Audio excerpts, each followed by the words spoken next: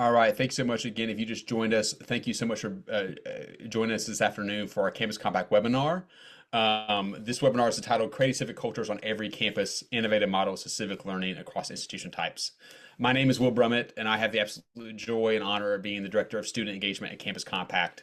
And I'm really excited to welcome you as part of this webinar. This is a part of Civic Learning Week. To sort of highlight some of these exceptional panel of educators and practitioners across the field who all really commonly share two major distinctions. First, all of these people you see in this webinar today are Campus Compact members, and we're very proud of their institutions and their commitment they've made to our Campus Compact Coalition. But the second thing is that these are all also listed as full participation institutions as part of the CODE Coalition. If you read the excellent report, Every Student, Every Degree, you will see a plethora of examples of institutions across the country who are integrating civic learning in all aspects of their campus and their campus culture. And today we're really honored to highlight four different types of campuses and the ways they're doing that as well. I want to first offer a quick brief overview, though. If this is the first time you've ever heard of Civic Learning Week, it's okay. It's only the third year.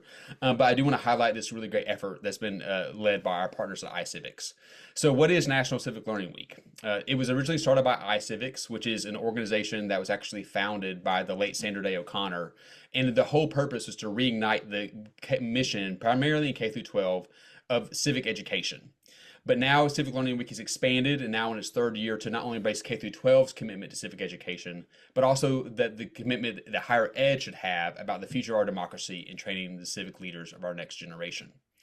So Civic Learning Week has evolved now to involve hundreds of schools, universities, and organizations that have held activities across this week to celebrate and reach millions of people.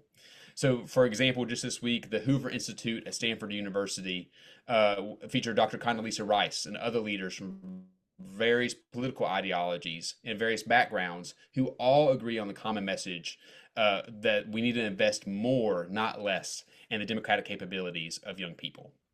So regardless of your political persuasion or your role on your campus, whether you're a student, a faculty, a staff, administrator, a nonprofit professional, maybe you're just a proud friend or partner of one of the panelists, we're glad you're here. And we're glad that hopefully today will inspire you to commit to the sort of, now more than ever, to be reminded that higher ed's commitment should be about four basic things.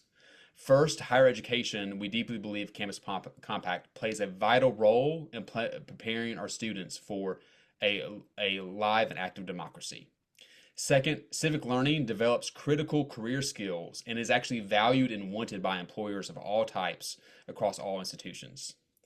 Third, a focus on developing civic learning enhances both student success and community impact. And those things do not have to be mutually exclusive, but actually grow together. And fourth, we believe deeply that every student deserves, no matter their background, no matter their economic situation, no matter the institution they're at, every student deserves civic learning opportunities as part of their education and not just as a side thing to do on their own. It should be integral into their education and their development as people.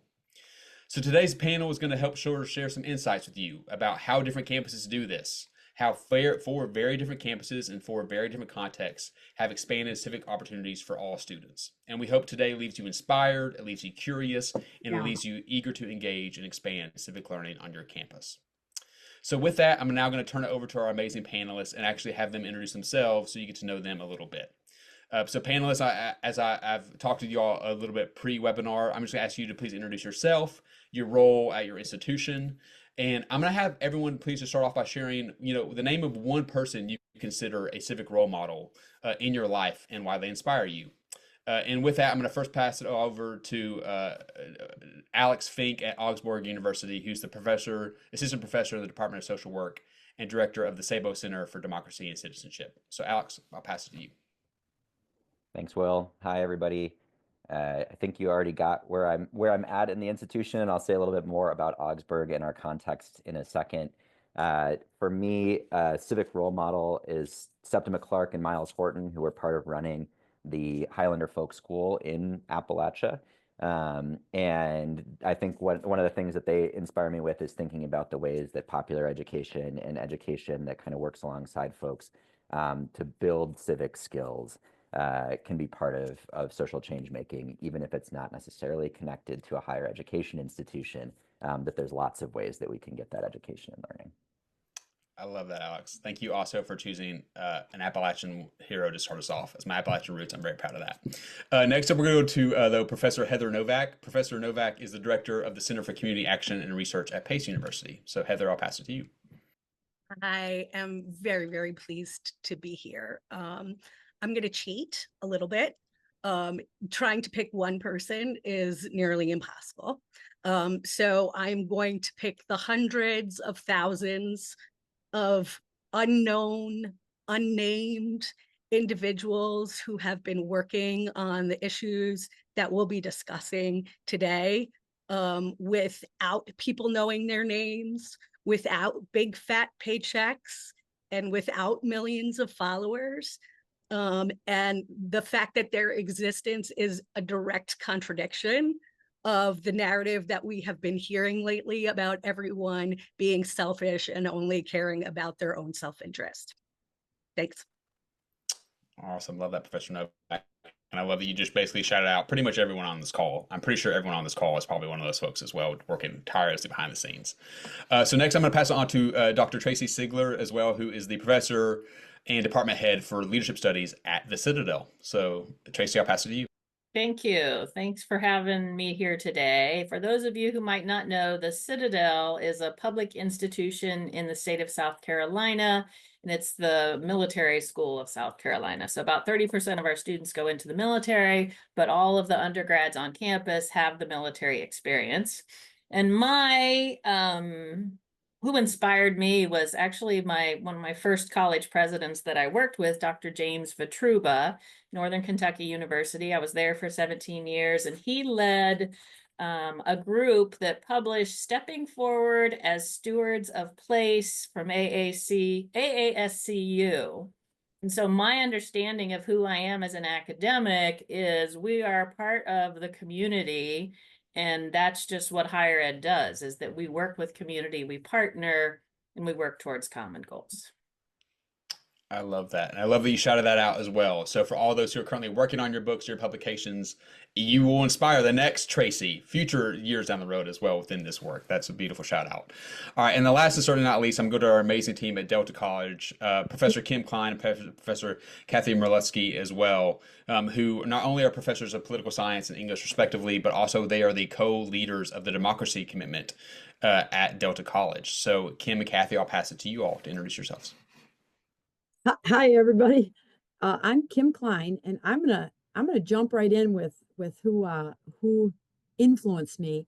A gentleman by the name of Bernie Ronan I call him like one of the founding fathers with the democracy commitment, which kind of lit the fire for us at Delta College more than, I don't know, 14 years ago.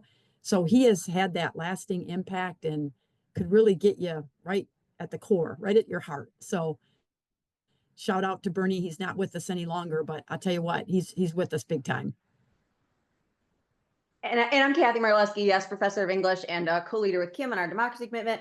I always choose Cesar Chavez as a civic hero. He's one of my favorites because, of course, he advocated for education and organization. Up here in Michigan, you probably know that we're home to the auto industry. And hey, well, I'm a car person. There are some less than flattering things about Henry Ford, but I just learned recently that we can consider his wife, Clara, a civic leader and hero because she was a big part of the women's suffrage movement and organized the Equal Suffrage League in Michigan, as well as being on the board of directors for the League of Women Voters. Clara Ford. That's amazing. I love bringing those folks into the room as well. And I think it's important to name not only the civic heroes of our current generation who are currently living, breathing, fighting alongside us, but also the folks who've come before us and the decades of people, both sung and unsung, including the people who are like Claire Ford, who maybe never heard of till this call, but doing the great work even without maybe the notoriety or others as well, and how essential that is as well. So I'm really excited for all of you all to be here as well. A couple of housekeeping things before we get going as well. Each panelist is going to be spotlit to sort of show you a little bit about their campus or their university and what they're doing. And then we're going to open it up for sort of a general conversation with this outstanding panel. You all will have the opportunity throughout to ask questions that you could put in the Q&A function that myself and then my wonderful colleague Caitlin will be monitoring. And we will have a Q&A section towards the end of this panel as well. So if you have any questions, please don't hesitate to put that in. Or if you have any technical requests or other things as well, please don't hesitate to put something and Caitlin will respond to you. That being said, I want to go ahead and get started in highlighting your all's great work. So Alex, I'm actually going to come back to you. So working at Augsburg and working in the Minnesota, Minneapolis area, the Augsburg Experience and Engaging Minneapolis are sort of two programs that really connect classroom learning directly to real world civic issues in the Twin Cities. Can you just share us a little bit about what are these place-based learning experiences and how they're transforming students' understanding of their own sense of civic responsibility? And what advice would you maybe give to institutions looking to sort of develop other sort of place-based learning experiences for students? Sure. And I don't know if I have advice, but I'll just share what we're doing, and hopefully that can be a useful example for other folks. So just a little bit of context first. Augsburg University is a relatively small, mostly college that transformed into a university. We have a couple of graduate programs in the city of Minneapolis. We're embedded directly in the center, in the heart of the city, in the Cedar Riverside neighborhood, which is a historically immigrant neighborhood and has been for as long as Minneapolis has kind of existed as a city. And with that kind of context, Augsburg historically kind of drew from, we're a Lutheran university, or historically Lutheran. We drew from the suburbs in many places kind of around the cities, and brought students into here. And then we're huge proponents of service learning and getting students out into the community to learn. Over the last 30 years, the population of our university has very intentionally shifted, and we've moved towards being a very hyper-local university. We're trying to serve our neighborhood and the students that are here. So our students are now over 50% first-generation college students, and are mostly coming from the neighborhoods and communities around us. So from the city of Minneapolis, we're an urban university in kind of every sense of the term. And in the core of our mission is preparing informed citizens and thoughtful stewards. So this stuff is kind of in the ethos and in the air around us. But it's meant, this change in our student body has really meant also a very significant change in how we make real the experiences of civic work around campus. And so Engaging Minneapolis and our Augsburg Experience are two of the ways that we've done that. The Engaging Minneapolis is part of AugSem, which is our kind of first year seminar. And so as soon as students are on campus, one of the very first things that we do is one of my colleagues, Janine Gilmer, who's a local public historian and also in our community engaged learning office, does a tour for every student that comes on campus of the neighborhood. And what's awesome about this is that many of our students come from the neighborhood, so they get to chime in with their pieces of the tour. But also we have many close partnerships in the neighborhood. And so our partners come out all the time and are meeting and connecting with our students. And so the real shift for us has been from service learning experiences connected with individual courses to long-term engagements that are built through long-term relationships in the neighborhood. So we have faculty, staff, and students that have for many years now been working on issues like food security in the neighborhood, the opioid pandemic, and then kind of like basic health needs and health care. And the shift for us has been from those kind of one-off experiences to opportunities for students to kind of start to see themselves getting involved in things, or to build on their already existing involvements in volunteerism and build towards things that are more long-term and that connect to the ongoing sequencing of their program during their time while they're at Augsburg, all the way to the point where they hit kind of a capstone experience of some sort, where hopefully they're taking everything they've learned in their disciplinary time at Augsburg, whether it's in social work or computer science or somewhere else, and being able to put it into service to the community in some way. And so we're trying to build more and more intentional pathways around that kind of hyper-local stuff. But I think one of the things that's making this work super well for us is trying to narrow our focus down to just our neighborhood and working really closely with our neighborhood. And so that our students, staff, and faculty are all saying, we want to be in relationship here with our neighbors. We want to be part of this neighborhood, and we want to be accountable to the neighborhood. And we want to really do things to support the neighborhood as neighbors and as people who live here. And that's been like a really significant shift in mindset that our campus is still going through in some ways, but is making many really progressive steps towards. Awesome, Alex. I love that so much for so many different reasons. I think it's also really important that I think a recent Gallup Lumina poll sort of showed that like the average distance a college student actually leaves to go to school is only less than 17 miles. And oftentimes when we're talking about the disconnect or the misperception of higher education as a field versus actual local institutions, is like the local institutions know these are our students, these are our local community members, but also getting students to recognize, hey, this is my community as well. And starting so locally, so intentionally over a long period of time, I think is so beautiful. And love that Augsburg is really modeling that. So really excited for that. Also really want to go on this campus tour now as well, just to hear what that would be like. With that, I'm going to now pass it over to Professor Heather Novak again at Pace University. And Heather, I really want to talk to you a little bit about, because you all do something really interesting where you require at Pace all students, transfers, first years incoming in, everybody has to take a civic engagement and public values course, which I think is a dream of a lot of folks on this call. But everyone had to take a course on civic engagement and the values that it instills. So just talk to me about what does this actually look like in practice? How do y'all do this? And how has it influenced the broader campus culture at Pace? So I also want to give a little context about the institution. And let people know that Pace has been around for quite some time, since 1906. We started out as a business school. So we were there to train accountants for social mobility. So I want to be clear that Pace is not a place that students come to for education's sake. Right? They're coming to Pace because they want to make a better life for themselves and their families. And just to give you an idea of like who we are, we are a comprehensive institution. We have multiple locations. We're a private nonprofit, urban and suburban. And then also, you could see that we have a pretty diverse professional school makeup. So not only are we at 3 separate locations in downtown White Plains and Westchester, Lower Manhattan in New York City, and the suburban town of Pleasantville, we are training students to be nurses, to be accountants, to be, the new people on Broadway, and putting together businesses, et cetera. So again, I want to make clear, getting people to agree to something like this, given that diversity, is something that most people could only dream of.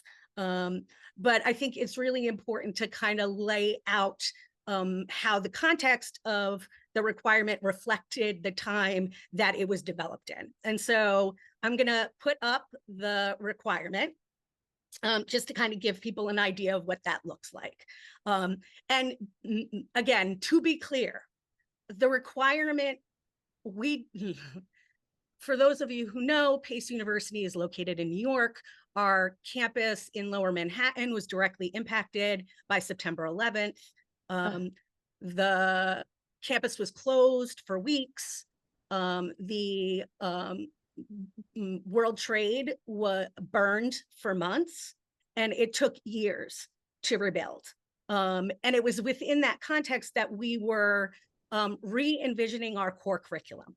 So that is where this requirement is housed. There was a lot of discussion. It was not unanimous. We had conversations on whether or not we were trying to have moral requirements or whether it was political. And I want to be clear that what we agreed on was that it was an educational outcome that we wanted to see. And so that meant, and why was that we wanted to show students that the things they were learning in their classes could be used for more than just getting the career that they wanted. And also that we were taking the approach that any discipline, including professional schools, could contribute to that conversation. And so that's a big deal for our liberal arts and sciences faculty to be like, we also want to include the professional schools in this discussion in our core curriculum. And it was the only part of our core curriculum at the time that the professional schools were invited to participate in. So the general courses it's a framework as opposed to a cookie cutter response. And so the framework was put together again so that any faculty member in any school in any discipline, if they could fit their course into that framework, that they had the option to participate. So what we wanted was courses that were open to a non-major. So somebody who was not necessarily practicing to be a nurse or an educator, who could take that course and be able to participate in that. And how we wanted to deal with that was making sure that none of the courses had more than one prereq on the course. So we didn't want gatekeeping for departments or schools to keep courses specifically for their own majors. We also wanted it not community engagement for community engagement's sake. We wanted community engagement through a disciplinary lens. And so the discipline was the lockpin in the course rather than the community component or the way it is the course was being taught. I'm sorry, I misspelled civic responsibility. Exploration of a vision of public good and civic responsibility, again, from whatever discipline or school that the course is being taught from. I think, Alex, you mentioned this a little bit about it not being a one-off thing, that we wanted something that was sustained throughout the semester and not like a visit or one-time experience. We also wanted faculty and the university not to define the need. We wanted to have the community identify the need. And in that way, we could show people that just because you think something is important and you don't know anybody who's working on that, doesn't mean there is nobody working on that. It means that you haven't met those people yet. And it also required our faculty to have to work and collaborate with a community partner in their envisioning of the course, which can be difficult when many times faculty, have the ability to control everything about a process. And so when we ask our students to work with people and have to collaborate together when people have different outcomes that they're trying to reach, we also ask that of our faculty. And one of the other things that was really cool about the requirement was that it could be combined with other parts of the core. So it could be a learning community that had a community component, or it could be something, so it could overlap. Just to give you an idea, 6 courses is what we started out with in 2002.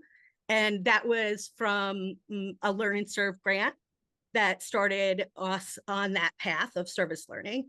Today, we're running about between 100 and 120 courses a year with about 2,000 students who are going into those courses. I also wanted to mention that we didn't want this to be like a capstone experience, so like something that they would experience at the end of their time, but we wanted them to also establish their sense of community with the campus as well. So we didn't want it to be like necessarily like a first year experience. And so we wanted it to be somewhere in the middle before they would go out and do their clinicals or internships, et cetera. And then lastly, just to give you some ideas of how this looks in practice, every school is participating. So this does have a liberal arts and science kind of focus on it, but we do have courses running for every school. People can ask me more about these courses, but one of the important part is to let people know that, again, it's a framework. We didn't dictate the model. We gave multiple models that people could fit into their particular situation. And just to give you an idea of how that works, this requirement has lasted 3 university presidents, 4 deans, and 20 faculty council presidents. So this is institutional in its way. And I'm just going to stop sharing. What are the implications of that? One is that institutionalization matters. By having this requirement, it was not about one person being able to make large changes. It also meant that it was flexible enough to change with the times. For example, we had a web design for not-for-profit course that was developed early in the 2000s. In the early 2000s, nonprofits needed web design help. In 2025, they don't need web design help, but maybe they need web design, review or assistance in that way. So institutionalization matters. The second thing is that an institutionalization meant the resources, the people, the bureaucracy that is all required to make that run. The second thing, and more important to many people at Pace, is it impacted our competitiveness. If you saw the student body that we're serving, and we'll mention this as well, we are not serving students whose parents have also graduated from college. It's a very large first-gen population. And so it made us more competitive. So for those of you who are putting together your Carnegie classification, one of the things we use is the NESI survey. And we used to be negatively competitive with our Carnegie peers in community engaged learning. And within 4 years, we went from being non-competitive to competitive and being ahead of our peers in those areas. So I think it's really important, we'll talk more about this later, but that there's a moral, like what we should do and what we aspire to be as higher education institutions, but also a practical implication. If we invest this money and we invest this time and we invest these resources, we're going to see a benefit from it. And the benefit for us was we became more competitive. Love that. Thank you so much, Heather, for that. And you've got some questions already in the Q&A. Folks are really eager to learn more. It's all you can type responses to. But I love that too. And I just want to go back to how you all took a moment as a university, a moment of chaos. This, for those who are alive on the call or remember like the post 9/11, what do we do? Where do we go?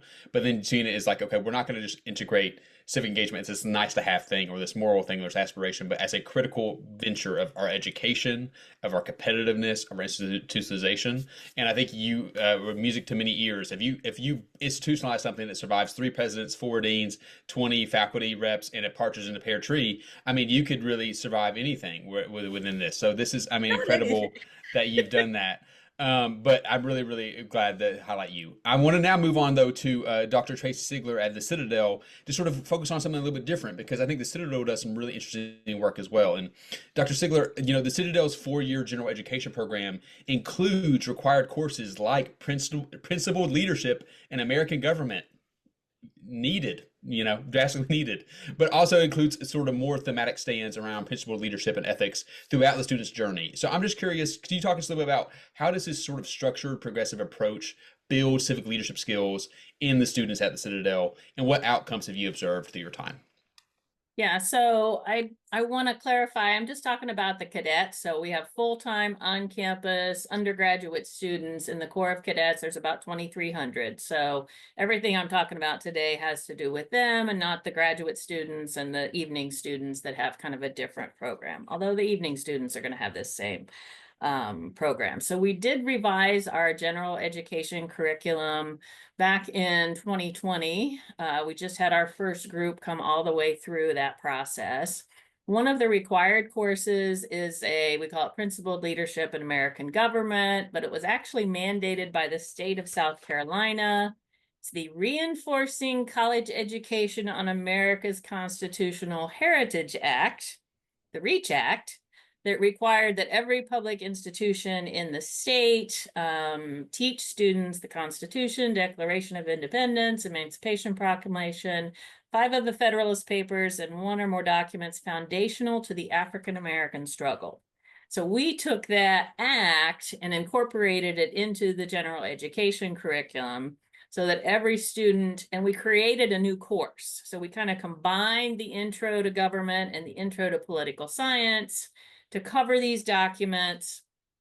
while also including what they wanted to from their discipline. So everybody has those foundational documents, and then they get to add in whatever else they want to talk about. So another aspect of the general education is we've arranged the different social science, natural science, English, writing into strands or themes. And so students choose a strand or a theme that they stick with through their whole general education. One of those strands is citizenship. Got technology and innovation, conflict, citizenship, wellness, and sustainability. So in the general education curriculum itself, there's that focus and that requirement for the students.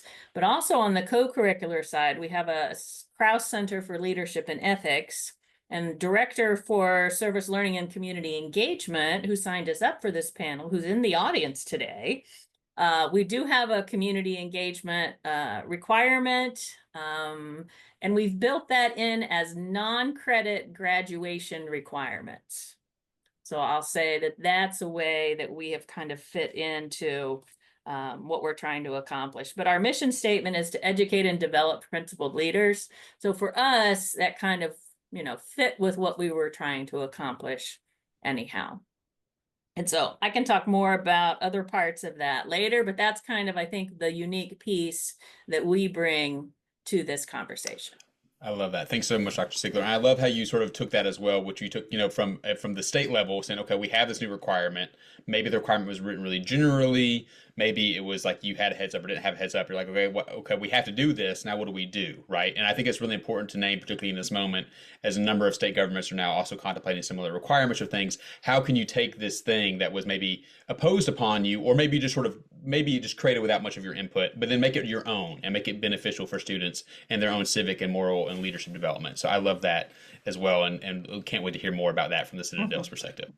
All right, last but not least, we're going to go to our friends at the Delta College, who are, again, as I mentioned, are co-leading what's called the Democracy Commitment, which they've already answered the Q&A. It's alive and well at Delta College. It was initially a part of a larger sort of coalition, but the Delta College Democracy Commitment is still very active.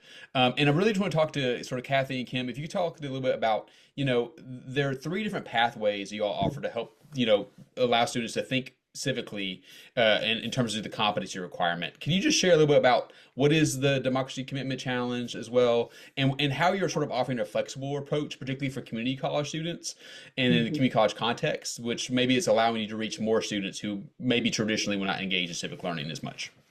Yeah, before Kim tells you about our 3 pathways, I just want to mention, that's right, we were one of the charter members of the Democracy Commitment team, and we loved that organization and still do. So anyway, when that organization sort of dispersed into other spaces, we just kept it as our name. And we've really sort of developed it as a brand across our campus in terms of our civic engagement effort and outreach. So, but anyway, Kim's going to tell you about those 3 pathways. Yeah, and I'm going to do this real quick because I know we're short on time. But so we have a graduation requirement as well. So civic engagement as it relates to Associate of Arts degrees and Associate of Science degrees. And so there's 3 ways that students can get that requirement filled. And we also have a graduation requirement of American government. So you're speaking to the choir, which is awesome. But anyway, one of 3 ways that you can do it. If a course is designated service learning, that's one pathway. We also have a 4-credit course where the actual last credit, or the 4th credit, is where you would get the civic engagement requirement met. And so that would be a equivalency of 15 hours. And then last but not least, we have a standalone 1-credit online class that's called the Civic Engagement Practicum. And that's the final way that students could meet that graduation requirement. So I'm going to hand it off to Kathy to kind of put some meat on this. Oh, you're muted. Oh, Kathy, you're muted.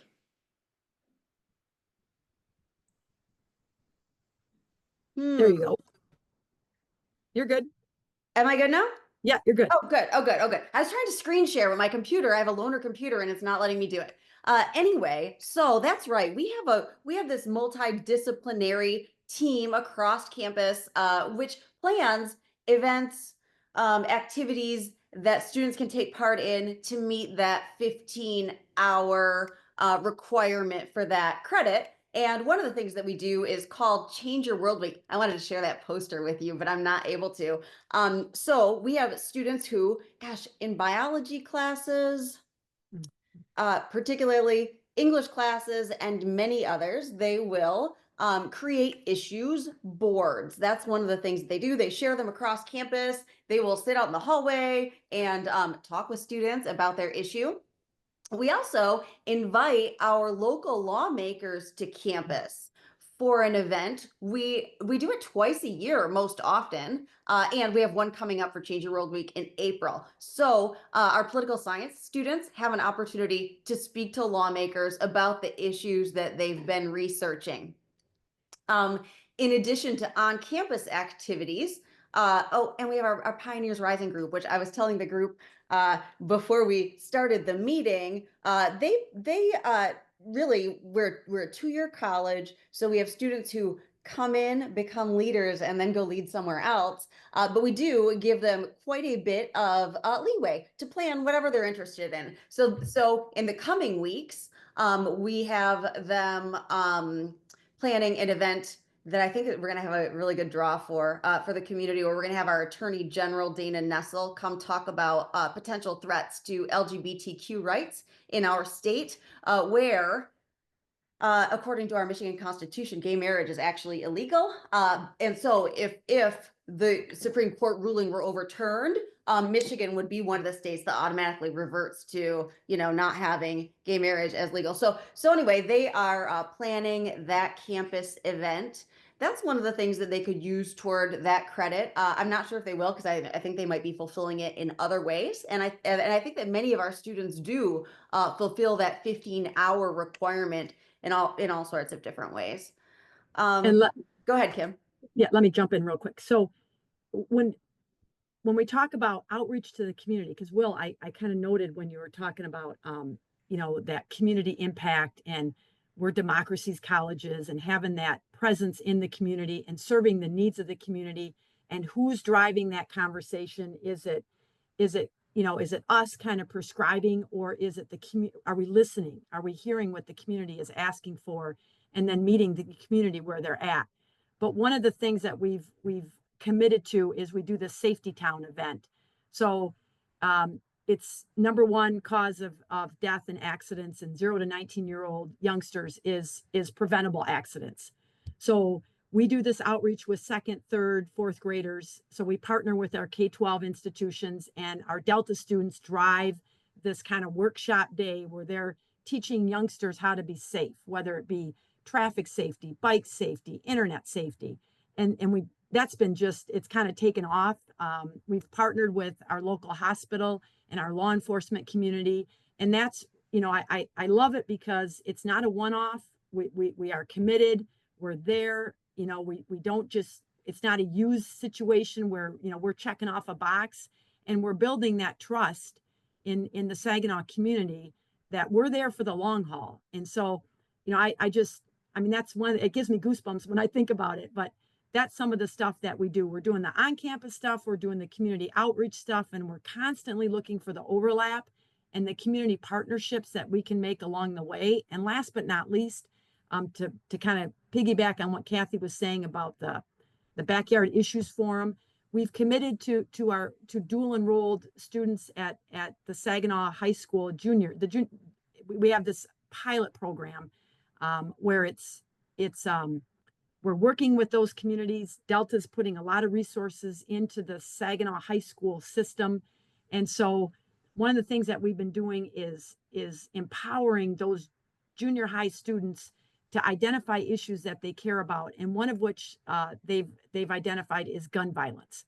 So we're having this big event where the movers and shakers in the community and the lawmakers are coming, and they're hearing it right from their perspective, the young people's perspective, about what this is doing to their community and how they want to have that voice and try to get to some kind of, solution, or at least a place where we're not suffering the violence that we've been suffering. So those are a couple of examples quickly. And I'm sorry, I feel like I'm talking very fast, but wanted to get that out there.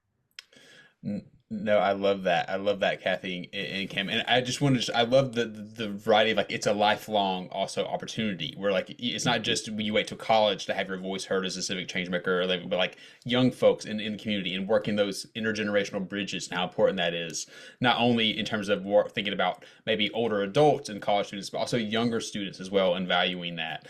And I just want to add to, I think I love the flexibility of your all's program because working with our student design fellows and our student-led vision that we work on the last 2 years, we've had our student design fellows host focus groups of community college students across the country. And the number one thing they say is like they are equally as passionate and capable and doing incredible social change work, but they need it integrated in their curriculum or flexibility on online remote or the ability to have multiple options to engage. And I love that you all are doing that at Delta College because it allows so many more students to engage and showcase their great leadership in the ways they're already doing wonderful change work. So thank you all for that. I am going to move this just for time's sake to general, open it up for some questions. We got a lot of eager folks in the chat who offered some great questions.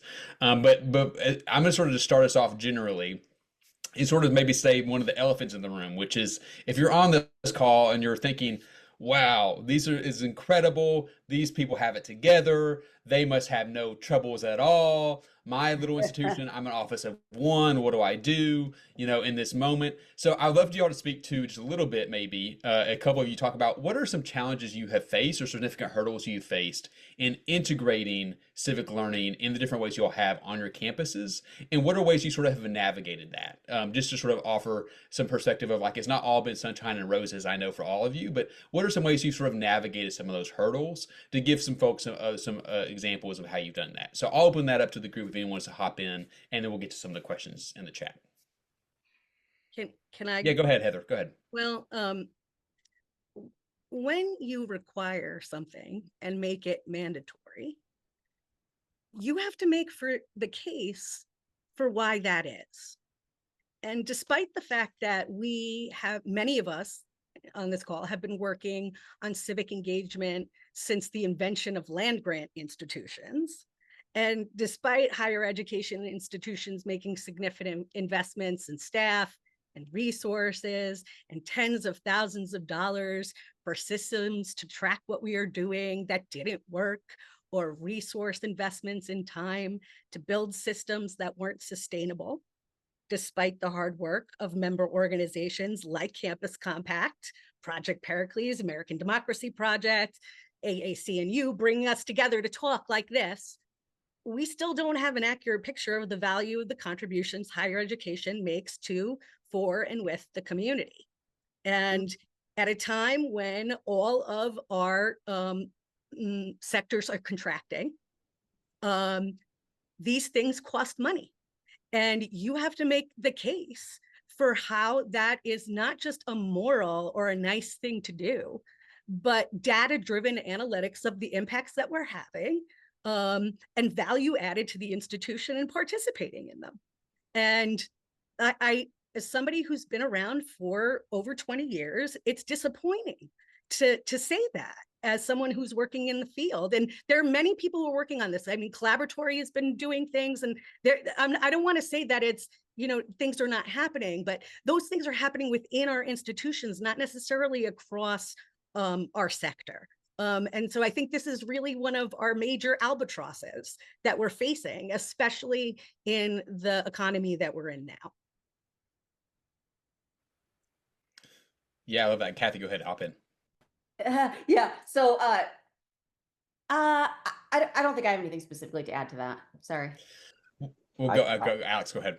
Yeah, I can just jump in and build right off of what Heather was saying. I think we're encountering the same thing where we have very small amount of resources committed to this, despite how central this is to our ethos and mission on campus. And it's just that we're short on resources generally.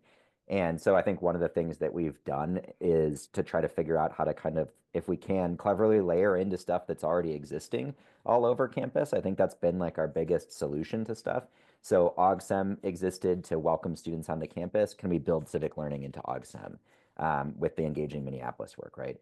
And the Augsburg experience exists that every student on campus has to have something that applies in an experiential way they're learning from their discipline into the world around them.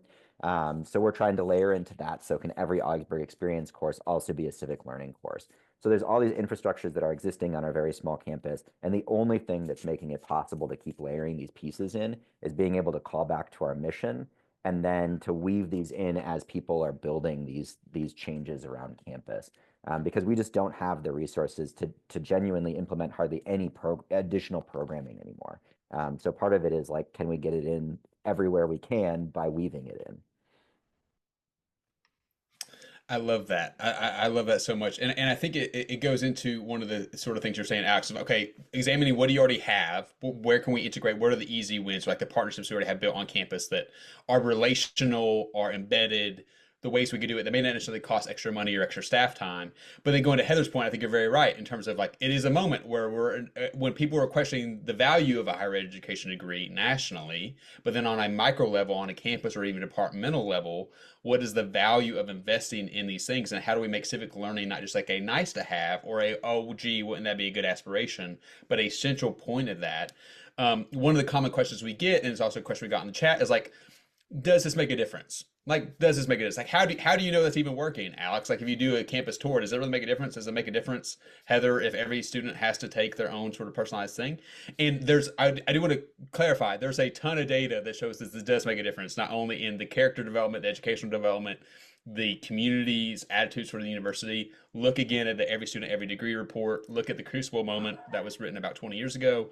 Look at other institutional data all across the Carnegie classification. There's evidence there. But my question for you all is, how do you all make the argument when people ask, are you assessing, is this actually working? How are you all measuring success or measuring student growth when you're trying to make the argument on your own campuses for doing the efforts that you do? So I would love to open that up to folks of how you're doing that. Yeah, I'll go to Kathy and Kim. Yeah, so assessment is definitely our biggest challenge. Really just tracking our outreach seems nearly impossible. I thought that we had our administration is actually very, very supportive of this work, including financially, but we don't have an office of civic engagement. It is a matter of, faculty members who are passionate about this teaming up to do the work. We thought we had them convinced to buy some software last year that would help us track our outreach. We don't have it yet. I may have come up with a solution to that. Another college gave me an idea about doing a QR code. So we're looking forward to that. But anyway, yeah, I mean, just everyone is sort of, since it's a multidisciplinary effort, there are a lot of people across campus who are doing great civic engagement projects. And when the event is over, I did the human library for about 10 years, and I would write the number in a little notepad that would go in my desk. And I would tell the administration occasionally, I'd be like, hey, I just had my 1,000th person at the human library. We really would love to have that Carnegie classification apply for that. It's been a goal of ours, but we really, even though I know that we're more than doing the work, we don't have a way to quantify that or measure, how it's. And I see Alex nodding. I think this is really the problem everywhere. Our students will tell you that they are enriched by the work that we do. And that's great. We have the comments that come in on course evaluations and stuff, but we don't really have a way to capture it, to share it with our communities. I would like to add one little tidbit, and you could take it for what it's worth, but we have we have a basic American politics class without the project, and then we have one with the project. So it's the same faculty, same everything. Only thing different is the project. And so we've looked at our retention rates. Like we've looked at fall to winter and then fall to fall. And the 105s definitely are much higher in the retention and persistence rates, and not only compared to the 103, but to the college at large. So there is that little snippet that we have. So I was going to say, in terms of assessment, I was just typing it into the chat there, that we measure outcomes from general education. And so we're measuring or assessing critical thinking, ethical reasoning, intercultural competence might be part of this. We're assessing them early in the program and then later on, and we're seeing some improvement. And so I said, we're just trying to get them to think critically, learn how the system is supposed to work, and then hopefully they will get to where we want them to be. The other thing is we have a required service learning class, I think I was telling you about, and we track the number of hours and the number of students. Then some of the different groups on campus will compete with each other to see who has the most service hours. So that's a different kind of, measure or assessment. Some of them do alternative spring break where they're doing service. So in terms of participation and gen ed, that's kind of how we're assessing now.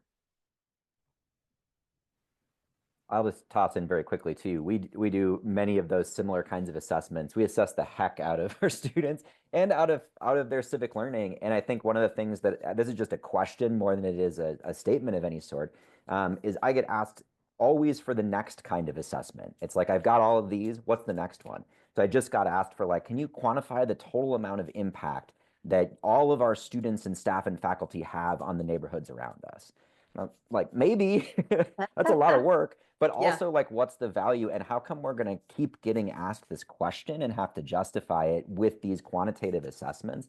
I think one of the things for me to try to figure out, for us to try to figure out as a field, is in this moment, when it's no longer maybe just assume that this is valuable, is how do we communicate the value of this in a way that we feel and that resonates, when the assessments aren't talking to people anymore. They just don't, for me, it doesn't feel like that's making the real difference, but people will keep asking for the next one until, and we'll just keep trying to justify it till they take all the money away. I really do think that this is the time when we all need to wrap our arms around how we can gather that data best, particularly when, we have so many anti-DE efforts taking place across the nation, and, they're targeting very specific language. And, you can see that perhaps civic engagement will end up on that sort of list of terms, that they want to scooch out of the college experience. So I think that, that data is becoming increasingly important, and it's something that we should all collaborate and work on for sure. Yeah, and I think I love what you all are also saying, and I also want to sort of throw in a thing as well from Campus Compact's perspective. We just released and is on our website our sort of 5-year strategic plan, and one of the major things we're talking about is not only obviously helping tell the story with the, again, verified data that is out there through a lot of wonderful studies and great work that's been done by scholars like Ashley Finney and others, but it's also changing the narrative, because sometimes you need more data points, and sometimes it's a narrative question, right? Around, like, Right. what's the value is not only showing the growth of the students that is proven that you all have seen, but also how do we change the narrative in our communities that this is essential and part of who we want to be and who we want to be as not only institutions or communities, but also as a country going forward. And that's going to sort of lead me to our last question, which our last few minutes, which is that this effort, as you all mentioned, we're wrapping up Civic Learning Week, which I mentioned is only the 3rd ever annual Civic Learning Week. Shout out again to the iCivics team for putting on a wonderful week in the coalition that's built. But generally, we can't say that this is happening in a vacuum or in isolation. We're in a moment in our country where a lot of folks across the political spectrum, across the ideological spectrum, are sort of asking this generally question, like, what is the country we're building towards? Where are we going? There's a lot of chaos right now, and there's a lot of maybe questioning around, like, what's the purpose of civics at this moment, even.